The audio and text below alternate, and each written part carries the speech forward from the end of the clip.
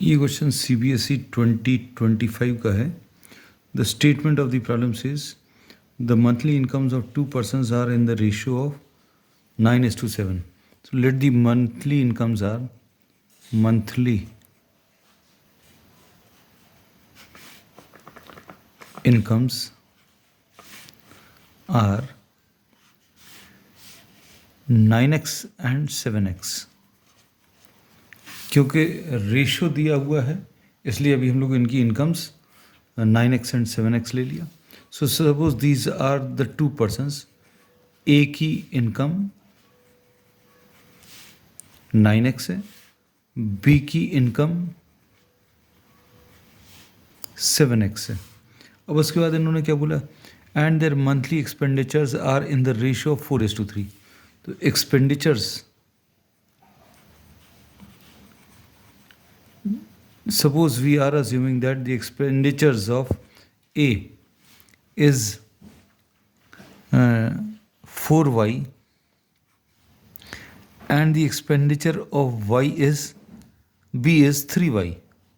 A और B दो persons के नाम अभी हम लोग ने अज्यूम कर लिए और A और B के एक्सपेंडिचर्स 4:3 के रेशियो में, इसलिए A का एक्सपेंडिचर 4y और B का एक्सपेंडिचर 3y है.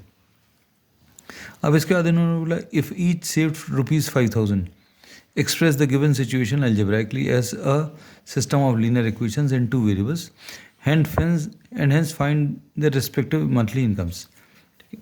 अब इन्होंने इसमें ये बोला कि ए की जो इनकम है, इनकम 9x है and the expenditure is 4y. तो सेविंग्स कैसे मिलेगा? Savings will be equal to income minus expenditure, income minus the expenditure.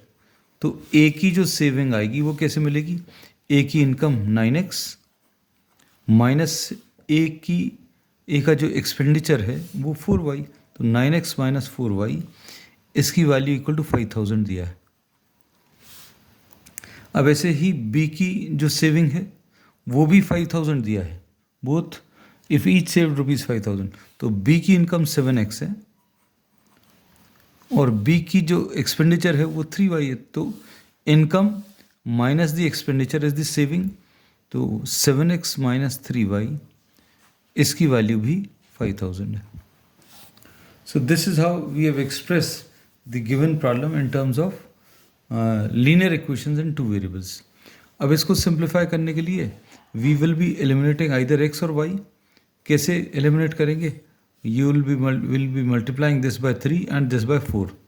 First equation को 3 से, तो ये कितना आ जाएगा? 27x minus 12y is equal to 15,000 और यहाँ पर 28x minus 12y is equal to 20,000.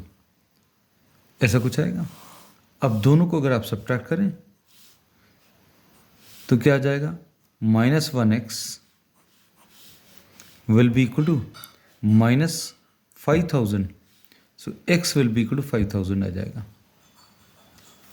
अब क्वेश्चन में इन्होंने क्या पूछा है? Find their respective monthly incomes. सिर्फ इनकम्स बतानी है. तो ए की जो इनकम